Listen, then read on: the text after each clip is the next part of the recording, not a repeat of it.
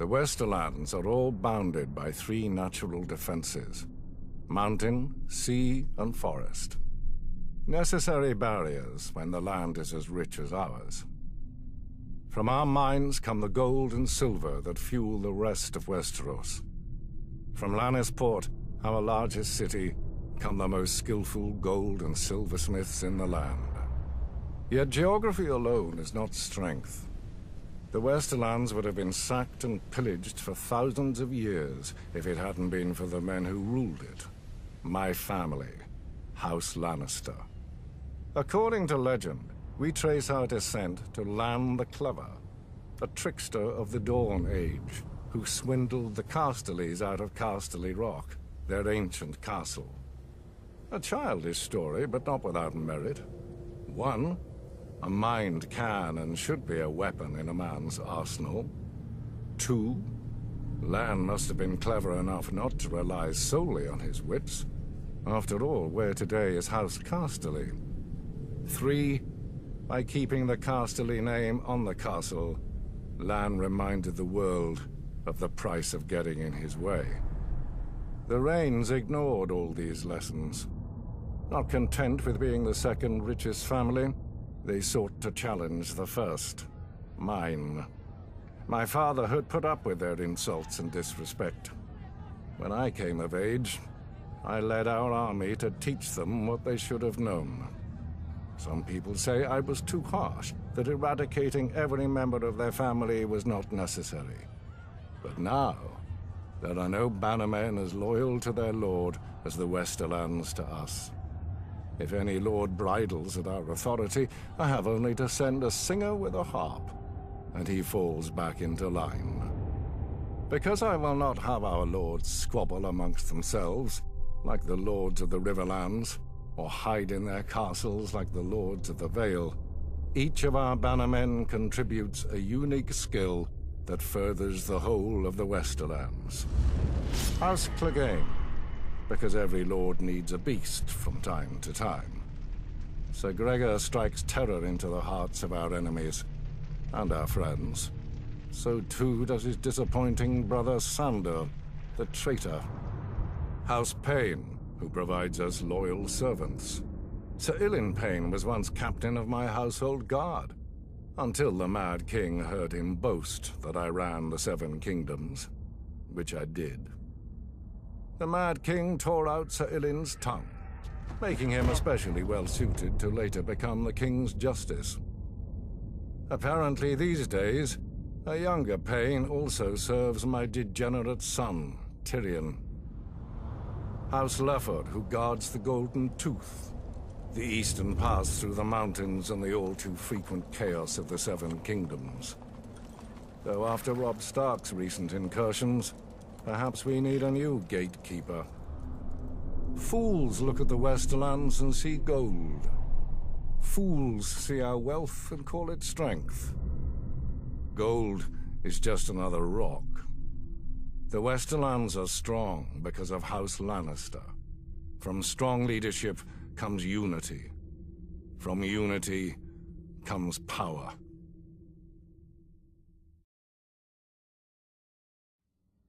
For 300 years, the Targaryen dynasty ruled Westeros. Wars were still fought, homes still burned, and men still died. But compared to the chaos of what came before, the realm was stable. And boring. The Targaryens lied, thieved, and killed as much as other lords. They just had dragons to answer all complaints. Until they didn't. When the last dragon died, it was only a matter of time before the Targaryens followed. By only, you mean another century? Which they wasted trying to replace their lost advantage. Incinerating their own palaces to hatch dragon eggs, drinking wildfire to become dragons, and let's not forget the Mad King's favorite, burning men alive so he could pretend to be a dragon. We urged Aerys to pardon Brandon Stark. The boy had threatened Prince Rhaegar, but Rhaegar had stolen the boy's sister. And the boy was the eldest son of our Warden of the North. Who's the greater fool, a Mad King or the man who reasons with him? Aerys saw knives in every shadow. When you told him to treat the Starks with caution, you made him afraid. And what he feared, he killed. I wouldn't have thought you, of all people, would bother with recriminations for Brandon's death, Lord Baelish. Not after your, shall we call it, duel with him? Brandon was as arrogant as he was stupid. Like his father, Lord Stark, who answered Aerys' summon to the capital. They earned their fates. But the younger son, Ned, what was his crime that Aerys ordered his death as well? Unlike men, families don't die when you lop off their head. At the very least, you should have pointed out that loyal and dutiful Ned was living with Jon Arryn, a proud and over-righteous lord with an impregnable castle and no sons of his own. Perhaps you could have spared Aerys the embarrassment of revolt. If only we'd had the foresight to consult you, Lord Baelish, but I suppose first we'd have had to know who you were. Nobody knew Robert Baratheon either, yet he claimed the right to sit on the Iron Throne. He had Targaryen blood, through his mother. A pretty dress for an ugly truth. It was war, and he could swing a hammer harder than the other options. When did you know you'd lost, Lord Varys? When Robert Baratheon killed Prince Rhaegar on the Trident. Wrong. You lost the war when you let Ned Stark slip back into the north. Neither the bloody Gate of the Vale or Moat Cailin in the north have ever fallen. They could have held out for years, even if you'd killed Robert. But you let him slip through your fingers as well. I told the court that Robert was hiding in the Stony Sept, but the hand of the king wasted too much time searching the city. Something about the glory of single combat. Then Ned Stark's army arrived to save the day. Too bad Lord Tywin wasn't a hand any longer. He would have simply razed the town and been done with it. Perhaps. And perhaps the rebels would have found even more of the countryside flocking to their banners. I'd almost forgotten. You weren't always so loyal to the Lannisters during the war, were you? I did my duty to the realm. When Lord Tywin showed up at King's Landing professing loyalty, I warned Aerys not to open the gates. Prince Rhaegar was dead, our army scattered. The lion does not stir unless he smells meat. I admire your powers of persuasion, Lord Varys. Few could traffic in so many secrets to so little avail. Grand Maester Pycelle told Aerys what he wanted to hear, that his old friend Tywin was there to save him. Then Aerys' old friend sacked the city, and his son stabbed Aerys in the back. A regrettable, though necessary action. As were the pardons the new King Robert bestowed on the Royalists. Mace Tyrell, Barristan Selmy, you. King Robert wisely chose order over vengeance. Jon Arryn wisely chose for Robert, but Jon Arryn died. Then Robert, then Ned. So ended their glorious revolution. And Westeros has been burning ever since. Let it. How Targaryen of you. One of the mad ones. Fire turns even the proudest oaks to ash, leaving newer roots space to climb.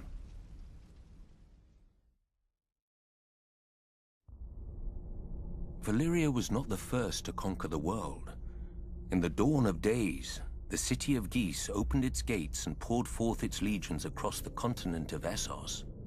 With their lockstep discipline and absolute obedience, they ground entire nations beneath their boots and planted the harpy in every corner of the known world. What they didn't destroy, they chained. Slavery is as old as man, but until the Giscari, it was never an art. The slave lords grew rich and fat as pyramids were raised around them, pleasure houses were filled, and fighting pits were opened. Nobody remembers if the waters around Geese had names before the Empire, but ever since, we know them only as Slaver's Bay and the Gulf of Grief. Of Geese, however, nothing remains but ruins, where end all great civilizations. 5,000 years ago, Valyrian shepherds stumbled on strange eggs, and within a few generations, an upstart Valyrian freehold rose across the sea. 5 times did the Giscari contend with Valyria, and 5 times did they go down in defeat. For the Freehold had dragons, and the Empire had none. The best of their legions burned, the others broke. The brick walls of Ghis were pulled down, the streets and buildings turned to ash, and the very fields sown with salt, sulfur, and skulls. Yet the Empire was not wholly destroyed. Astapor, Yunkai, and Meereen, once lowly colonies along Slaver's Bay, survived, and even thrived. Valyria had watched the Giscari grow rich and powerful off the backs of conquered peoples, and now the self-styled Freehold wanted its turn. While the Dragon Lords brought the world to heel, the slave markets of their former enemy never lacked for flesh. Lamenting the lost empire, the descendants of old Ghis grew rich and fat. The doom fell on Valyria, and the Dothraki rose to pillage most of the continent at will. But gold-laden Astapor, Yunkai, and Meereen continue as they have for thousands of years, untouched. For even the Horse Lords understand what the Giscari taught Valyria so long ago. What good are slaves without slavers?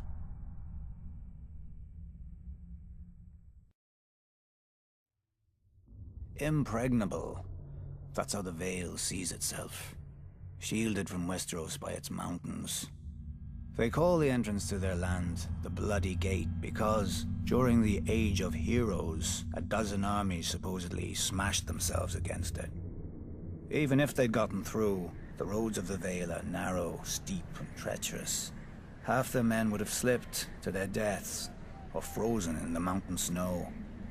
Or so the common wisdom goes. Except the Vale has been conquered. Those vaunted mountains didn't stop the Andals who came by the Eastern Sea. The people of the Vale say that Sir Artus Arryn, the Andal general, flew on the back of a giant falcon and slew the Griffin King on top of the tallest mountain. During Aegon's conquest, one of his sisters did the same, flying her dragon over the Bloody Gate and up to the Eyrie, the Arryn stronghold. And the Arryn boy king yielded the Vale in return for a ride on the beast. Do you sense the theme here? The rationalizing of defeats with mythical beasts and the whims of children, instead of acknowledging the root cause, the arrogance of isolation. The men of the Vale are so proud of their mountains, they can't abide any flaw in them. As with the mountains, so too with their blood. The first Andals landed in the Vale as its most powerful lords, the Arryns, the Waynwoods, the Corbrays, like to brag. Through their veins runs the blood of the oldest Andal nobility in Westeros, but through their brains runs an even older folly. That blood matters. If it did, those pure-born lords should have been able to exterminate the hill tribes centuries ago. But those primitive raiders, whose tribes more resemble kennels than families, continue to plague the Vale, even kidnapping an Arryn once. Until Tyrion Lannister, an outsider, no Vale lord ever thought to turn the tribes to the Vale's advantage. That a desperate, warlike people could be useful, not to mention inexpensive. But perhaps the Vale lords consider such thoughts beneath them. After all, the Vale's isolation does breed an abundance of honor and pious bleating, which governs their decisions instead of foresight. Like a blind man who can only guess where his horse is taking him. I doubt Jon Arryn had even prepared for civil war when he raised his banners instead of handing over his young wards, Ned Stark and Robert Baratheon, to the Mad King. Honor demanded, and Lord Arryn obeyed. He'd have done the same if the boys hadn't been the lords of two great houses, who could field mighty armies of their own. But perhaps I give him too little credit. After all, if the war went against them, only Lord Arryn had a nice, impregnable castle to retreat into, and he was wise enough to take poor Lysa Tully into his bed to win the Riverlands as allies. Jon Arryn won, then Jon Arryn died. Wisely, the Vale stayed out of all the ensuing chaos. Its crops did not burn or wither in the fields from lack of men to tend them. Its strength was not drained by forced marches to futile skirmishes. In the Vale, life proceeds as it always has, Calm, proud. A world of high honor undisturbed by armies and men of low birth, but high ambition. Impregnable.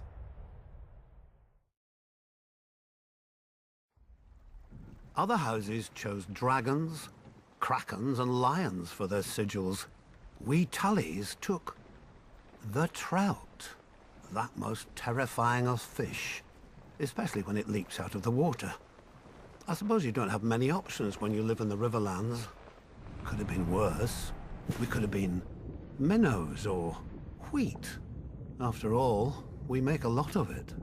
Though our land doesn't get as fertile as ours just by water. The old River Kings, Storm Kings, and the Kings of the Rock spilled blood here for thousands of years, squabbling like children over a new toy, until the Ironborn came and spanked them with their axes. Under Harren the Black, their kingdom stretched all the way to the God's Eye, where they built the largest castle Westeros had ever seen. Maesters teach that Harren was a fool, but he had some sense. If you're going to enslave and torture an entire people, you best have thick walls to hide behind. But the very day the last stone was laid in Harrenhal, Aegon Targaryen landed in Westeros. As soon as he saw Aegon's host on the horizon, my ancestor Edmund led the mass desertion of Riverlords to Aegon's side. I doubt Harren even noticed. The problem with huge castles is they blind you to what's outside, both by their size and the arrogance they inspire. Not that the Ironborn ever lacked for that. They take pride in their ignorance of every trapping of civilization, though any baker could have told them that fire turns stone walls into an oven. And so Harren the Black finally lived up to his name, and the Riverlord swept the Ironborn back to the sea. In return for Edmund's service, House Tully was made Aegon's new Lord Paramount of the Trident, and all the other lords had to swear us fealty. But old habits die hard. The Riverlands are, and always have been, the middle child of Westeros, caught up in every fart from one lord at another. My ancestors knew that for the Tullys to survive, alliances must be made. Our trout has swum up so many rivers over the centuries and leapt onto so many plates that it's a wonder half the realm's sigils don't have fins by now. Thus, every Tully child is taught family, duty, honor. The Tully words, and pains in the Tully arse. When I returned from the War of the Ninepenny Kings, people called me Sir Brendan. But my older brother Hoster called me Engaged. A great match with a very rich house, to be sure. But I just fought and killed a great deal of men and had no desire to be told when and whom to marry. I broke ties with him, earning the name Blackfish along with my personal sigil, a much more intimidating black trout. I was too stubborn at the time to realize that while other houses fight with swords, House Tully fights with marriages. Then my niece Catelyn's betrothal to Brandon Stark drew us into the war against the Mad King, while my other niece Lysa's betrothal to Jon Arryn cemented the rebellion. If I'd have obeyed my older brother earlier, we'd have had the largest navy in Westeros with us then as well, and our victory would have been swift. Of course, I never mentioned this fact to my brother. He'd have taken it as an apology. My brother is dead now, and my nephew Edmure rules in Riverrun, God's help us. A trout that can't tell the worm from the hook. But he is a Tully, and he is unmarried, and there is a war. We all know how this story ends. Maybe she'll be beautiful. Maybe she'll be rich. As long as she brings swords and men to House Tully, she could look like the fish we hang all over Riverrun. He'll honor his duty to family and swallow it. One blackfish per family can be overlooked. Two, and we'd have to change all those pretty banners.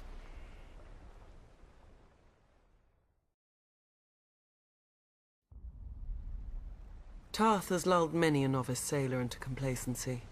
Our lush island sits on calm blue water like an emerald set into a sapphire.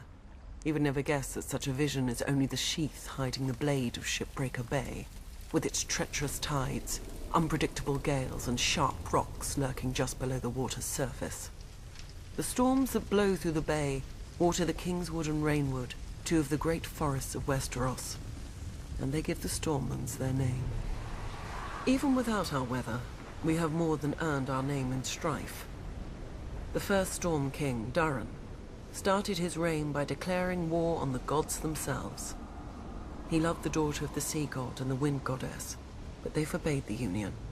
At their wedding, the gods unleashed their might, pulling down his hold and killing all of Durin's family and guests, though his wife shielded him. Durin vowed to rebuild, and when he did, the gods again destroyed his home. His counselors begged him to retreat inland, but he would not abandon his war. Finally, with the council of the Children of the Forest, or perhaps a young Bran the Builder, Durin raised a seventh castle that, try as they might, and still do, the wind and sea gods could not tear asunder. Durin took the name God's Grief and called his new home Storm's End. Having beaten the waters to the east, the Storm Kings turned their gaze to more practical enemies, the Reach, Riverlands, and Dawn. For thousands of years, the Storm Kings fought the Gardener Kings of the Reach and various families of Dawn for control of the Dornish marches just below the Red Mountains. The fighting didn't stop until Dawn married into the Seven Kingdoms, a mere 100 years ago. But still the houses of the Stormlands, such as the Dondarrions, guard the Boneway, the mountain pass into the marches, against any Dornish incursion. The Storm Kings had greater luck to their north, at first. They took the trident from the River Kings and built an empire that stretched as far as the neck. But then the Ironborn swarmed out of their islands and pushed the Storm Kings out of the Riverlands. No doubt the Ironborn intended to expand their empire into the Stormlands. Before they had a chance, Aegon Targaryen landed with his dragons. While Aegon burned the kings of the Iron Islands, the Rock and the Reach, his fiercest commander and rumoured bastard brother, Orys Baratheon, set out to subdue the Stormlands. No matter how fierce a warrior he was, no one could have envied his task. Storm's End had seen thousands of years of war and never fallen. But Argilac, the Storm King, chose not to barricade himself behind its walls, and gave Orys the battle he must have hoped for. Orys slew Argilac, and took Argilac's castle, kingdom, daughter, sigil, and house words. House Baratheon became the Lord of the Stormlands. Targaryen rule quieted the Stormlands for the most part, until Robert rebelled against the Mad King. His first challenge came not from the crown, but from his own bannermen, who tried to join forces against him. Robert struck first, defeating 3 armies in a single day at Summerhall. The victory cemented Robert's control of the Stormlands, and he was able to march on the Reach and Riverlands with no enemy to his rear. Yet not all of Robert's bannermen sided with him. Sir Barristan the Bold came from the Stormlands, but as the pre-eminent member of Aerys Kingsguard and greatest knight in the realm, Sir Barristan remained loyal. After Robert's decisive victory on the Trident, Robert sent his own maester to care for his countryman Sir Barristan, who had suffered grievous wounds whilst fighting so hard to kill him. Later, when the Kingslayer betrayed Aerys, Robert pardoned Sir Barristan, and even took him onto his own Kingsguard. When Robert lifted Mace Tyrell's ill-managed siege of Storm's End and returned to his ancestral home, he realized the dream of all the Stormlords before him, to rule the 7 kingdoms. Then Robert died, and his brother Stannis killed their other brother, the noble King Renly, with black magic. Now the Stormlands again live up to their name, with so many houses burnt on the Blackwater and others currying favour with the Lannisters to seize the survivors' lands. Renly could have saved us. If only I could have saved him. But I will teach Stannis a lesson he should have learnt growing up in the Stormlands. As lightning gives way to thunder, so too must murder lead to vengeance.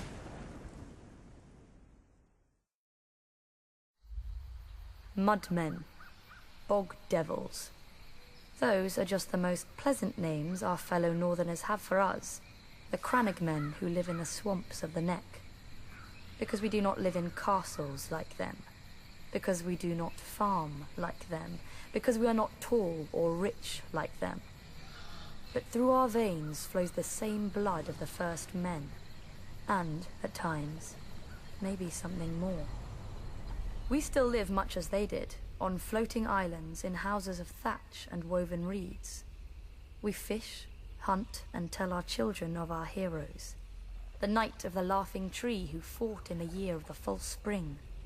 The last Marsh king who challenged the Starks and lost his crown and his daughter. And other stories, older still, since lost to the world. The Neck was not always a swamp. In the Dawn Age, it was as dry and fertile as the rest of the North. But during the war with the First Men, the children of the forest brought down the hammer of waters on the Neck, trying to break Westeros in two. When the waters finally receded, they left the bogs and swamps we know today. Many of the First Men decided to fight on, but my ancestors wisely chose to heed the children's power and advance no farther.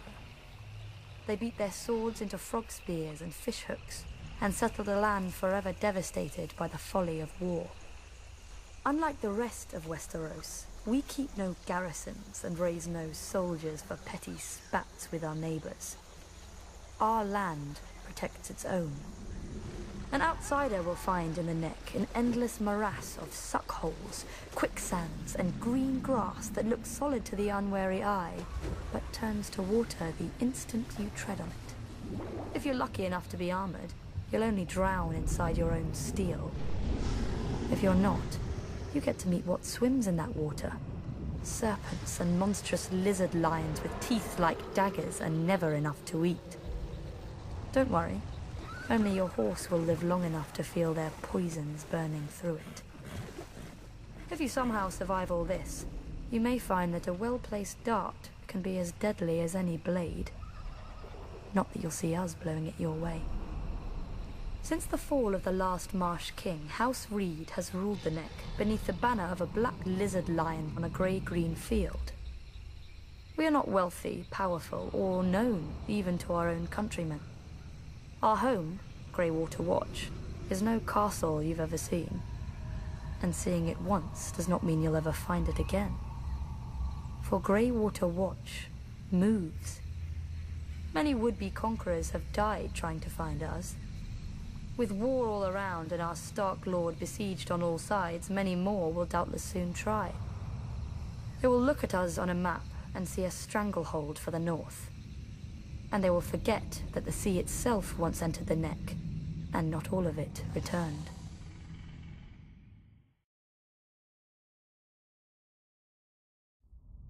Men have fought over the Riverlands since the Dawn Age, though that's to be expected of things that rest below the Neck. Doesn't help that the Riverlands are between everything and everything else.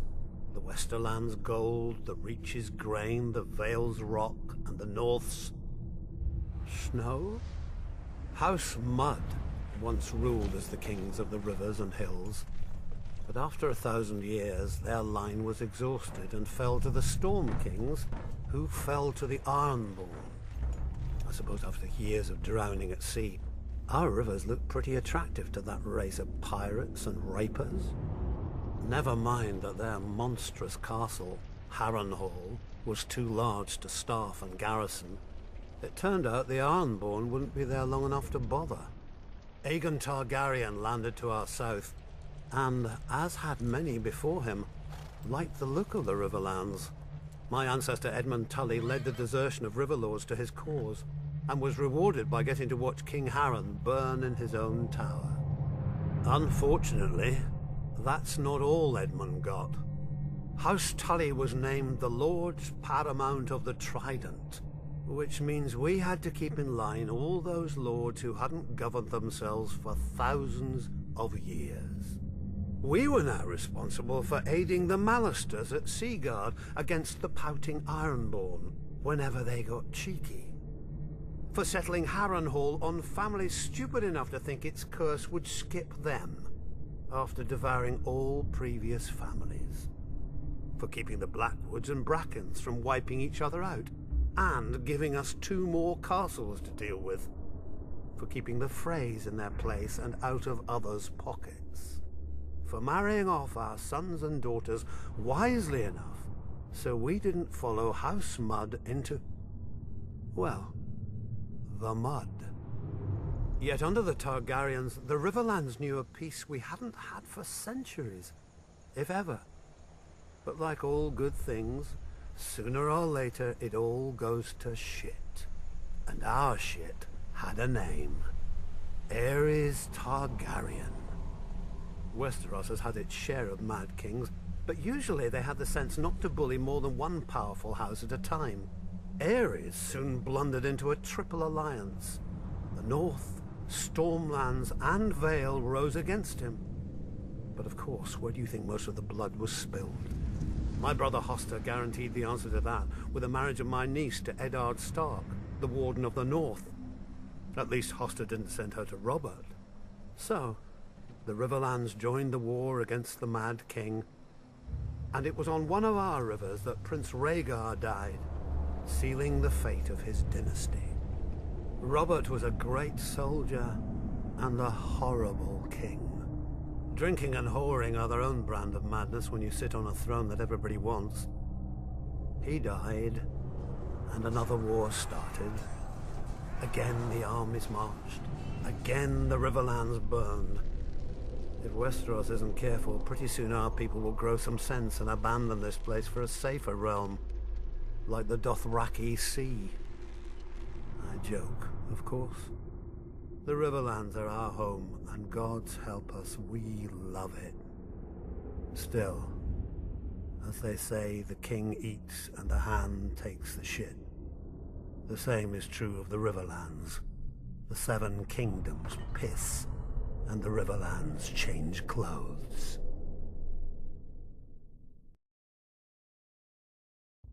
Some houses rise to power through strength, others through wealth. House Frey gained its title through cunning. Centuries ago, its founder looked at a map and noticed how the trident spears the neck, cutting off the north from the south. He realized that a river of gold would flow to the man who owned the right bridge across the water. It took the Freys 3 generations to complete their forefathers' vision. A massive arch of smooth grey rock, wide enough for 2 wagons to pass abreast. When they were done, they built high curtain walls, deep moats, and heavy gates to protect the approaches, and put up squat, ugly, formidable keeps on either bank. The Twins, commanding both road and river with arrow slits, murder holes, and portcullises. The Twins ensure that no one crosses without begging the Freys' leave and paying the Freys' toll. The plan worked. The family grew rich and powerful, exacting gold from lords, merchants, and poor farmers. A good thing too, given the number of Freys the bridge has to support. The current lord, Walder Frey, has seen over 90 name days and sired near as many children, true-born or otherwise. A shameful thing in any other lord, but Walder Frey possesses no shame. A dangerous thing for any other lord, but Walder Frey has no concern for heirs or fear of their impatience. Perhaps Lord Frey thinks to outlast them all. Given the infighting he encourages among them, perhaps he will. Whatever the case, House Frey does nothing so well as survive. When the Ironborn conquered and razed the Riverlands, the Freys hid in their castle. When Aegon and House Tully swept the Ironborn back to their islands, the Freys hid in their castle. When my ancestor demanded their allegiance as Aegon's new Lord Paramount of the Trident, the Freys bent the knee from their castle. Perhaps then we should not have been surprised when my father, Lord Hoster Tully, called his banners against the Mad King, and Lord Walder didn't answer. The Baratheons, Starks, Aarons, and Tullys some of the oldest and greatest houses of Westeros fought and bled for the cause of justice, while House Frey hid in its castle and waited. No doubt if Rhaegar had won at the Trident, Lord Walder would have given him safe passage into the north, to destroy the rest of my husband's northern army for a fair price. But Rhaegar fell, and lo and behold, the Frey army appeared to render aid to our already victorious forces. Many sniggered that Lord Walder had been waiting for his army to come of age, having fielded it out of his own breeches. My own father named him the late Lord Frey, to the other lords' amusement. A slight that pricks Lord Walder to this day. In many ways, however, Lord Walder was wise. We had no guarantee of victory, and had he fought with us from the outset and we failed, he would have lost the bridge his family was so proud of. More pride than honor. Those should be the words of House Frey. Yet part of me wonders if Lord Walder waited not out of fear but hope. That we would be destroyed, leaving him to assume my family's place as Lord Paramount of the Trident.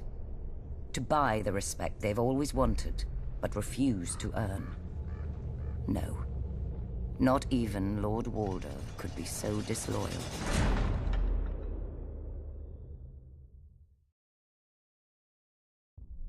The Reach is aptly named. We're the ones who give your hands something to do at the table.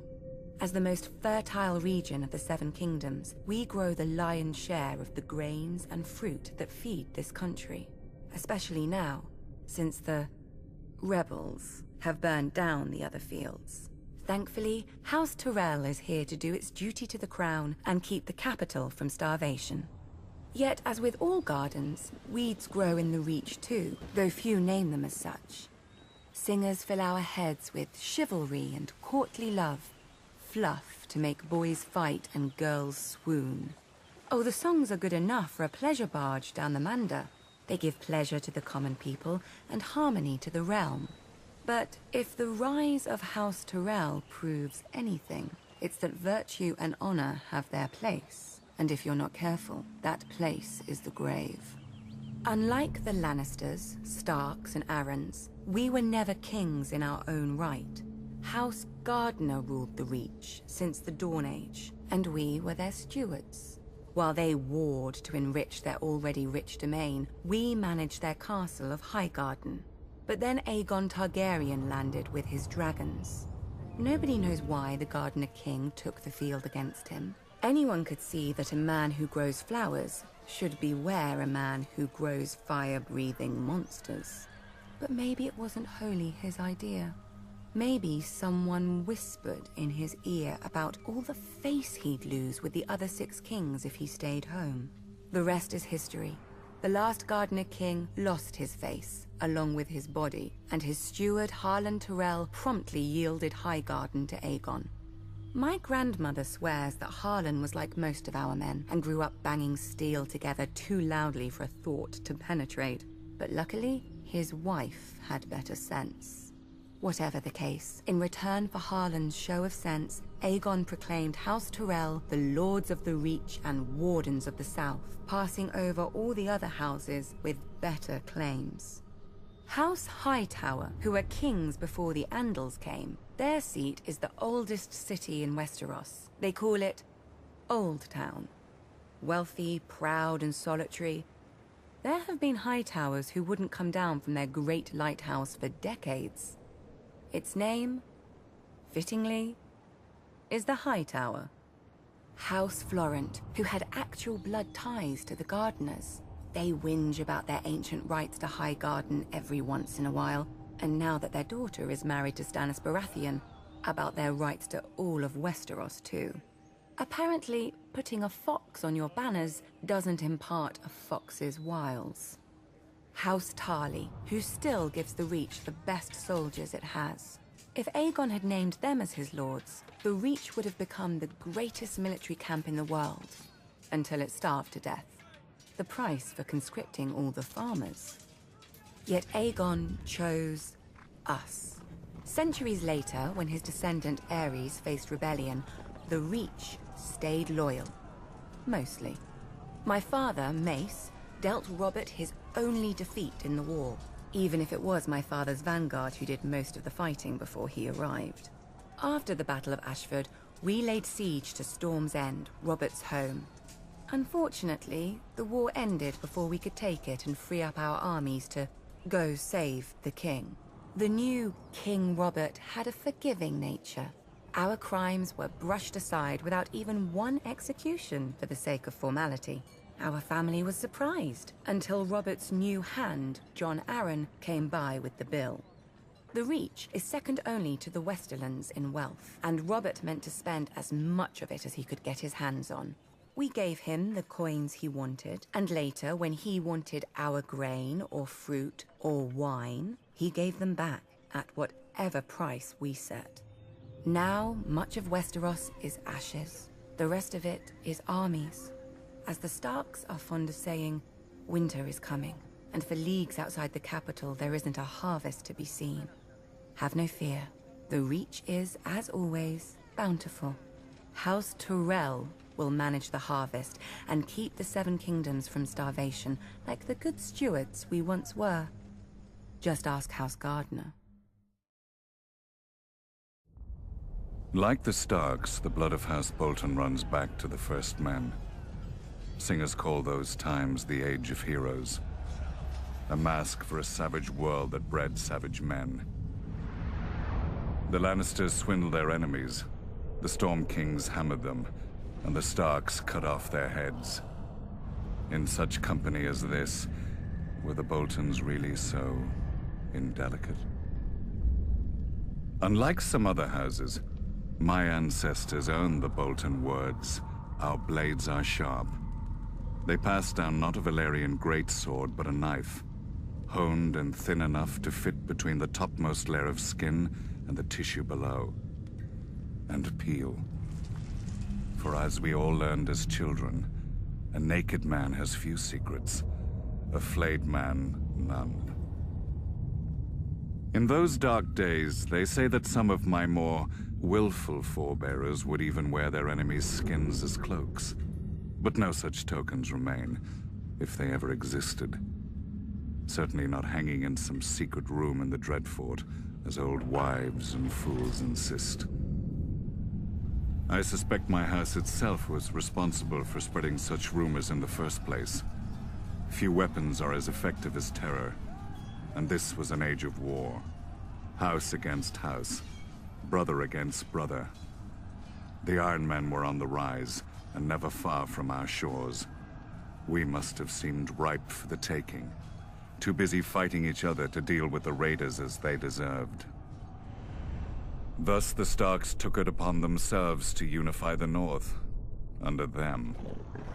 They drove the pirates out of White Knife and claimed the eastern coast, and married the Marsh King's daughter for the neck. A Stark wrestled for Bear Island and won. Or so they say. Silly stories. Blood and Steel won the North, and the Starks had the most of both. After years of war, my ancestors gave up their barbaric practices and bent the knee to their new kings. Thus House Bolton became what we are today, loyal bannermen and staunch ally to the Starks, and the second greatest house in the North.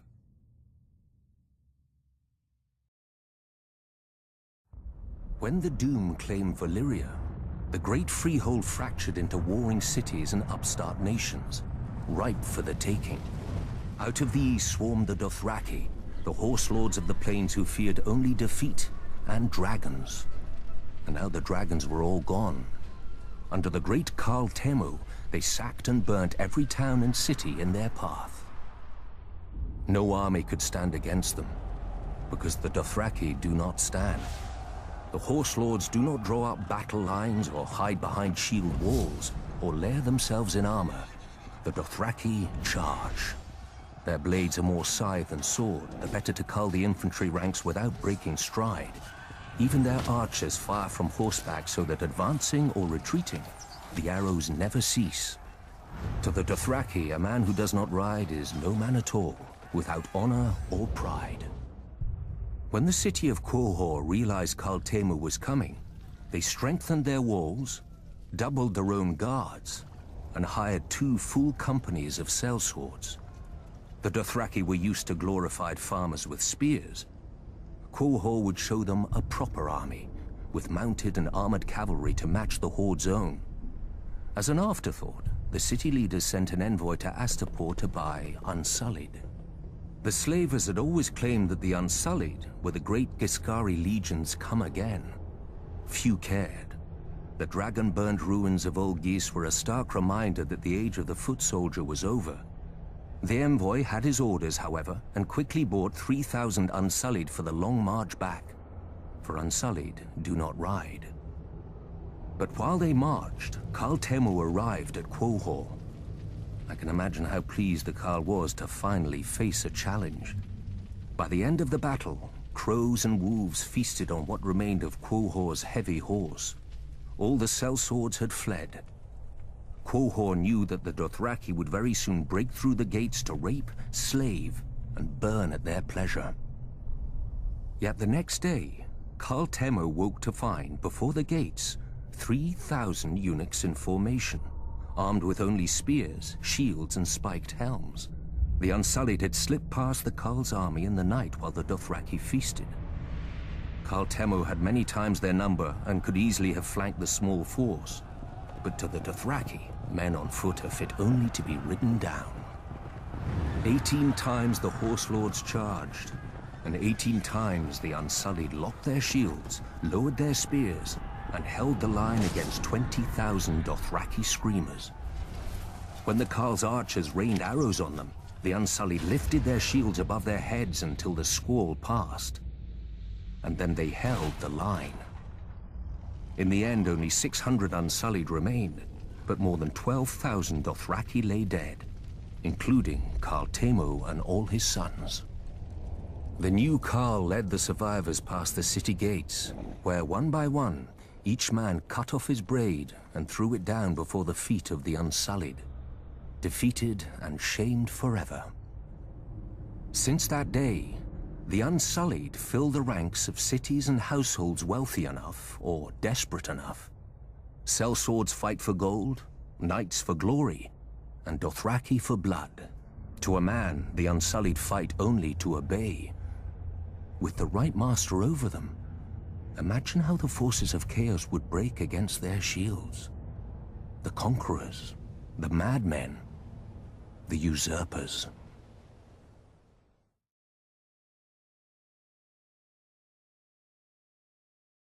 As a boy, looking out from my father's castle, I thought the sun could never set on the north, so vast did it seem. Part of me still does. The north is by far the largest of the 7 kingdoms, and can fit the other 6 inside it. Not that the others care. Cold and damp, that's how the southerners see the north. But without the cold, a man can't appreciate the fire in his hearth. Without the rain, a man can't appreciate the roof over his head. Let the south have its sun, flowers and affectations. We northerners have home.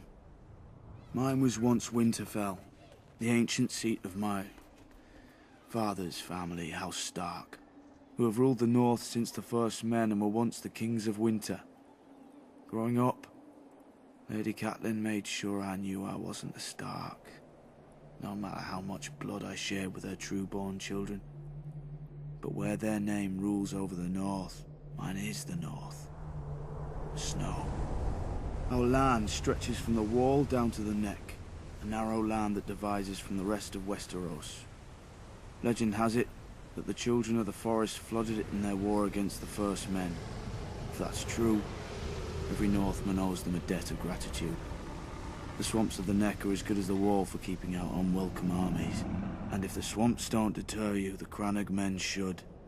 Small, shy people who rarely leave those swamps, and who follow House Reed, the gatekeepers of the north, and among the most important and loyal bannermen of House Stark. Also a bit strange. I heard their oath of fealty once as a child. It's like no other lords, ancient and dark. They swear by earth and water, by bronze and iron, and by ice and fire. Where House Reed holds the gate to the north, House Manderley holds the port, White Harbour, the closest thing to a southern city we have, governed by the closest thing to a southern family we have. Generations ago, the Manderleys were driven from the Reach, but the Starks gave them their land in return for fealty. Now White Harbour is the richest city of the north, and the Manderleys the richest family. Not in gold and silver like their southern counterparts, but in fish, grain, and trade. As for the other great northern houses, the Starks brought them into the fold during the Age of Heroes. A Stark wrestled an Ironborn for Bear Island and gave it to the Mormonts. A Stark granted a keep and land to a younger son, Carlon, in return for putting down a rebellion. His family then grew up into the Karstarks. Starks fought the Wildlings and their kings beyond the wall beside the Umbers of Last Hearth, thus earning their fealty. Boltons. Back then they were the bane of the North. A few were even rumoured to wear their enemies' flayed skins as cloaks. But after centuries of war, they too bent the knee. And so House Stark became the kings in the North, but never forgot that they weren't the North. When Aegon and his dragons landed on Westeros, the kings of the Rock and the Reach sent all their men to die to defend their crowns. Torrhen Stark knelt, to spare his people the same fate. He placed duty above pride, just as my brothers in the Night's Watch had done for thousands of years at the Wall. Many think of it as the end of the world, but it's not. I've seen how the land stretches much farther than any man knows, into the land of always winter where the White Walkers came from during the long night. After the first men and the children of the forest beat them back, Brandon the Builder raised the wall and set up the Night's Watch to guard the realms of men. He gave us our oath, our castles and the gift, the lands behind the wall whose farmers and crops sustain us. Southerners may now mock my black brothers as thieves, rapers and worse, and not without cause. But the North remembers why we are there, and if we fall, the South will get a very harsh and very cold reminder.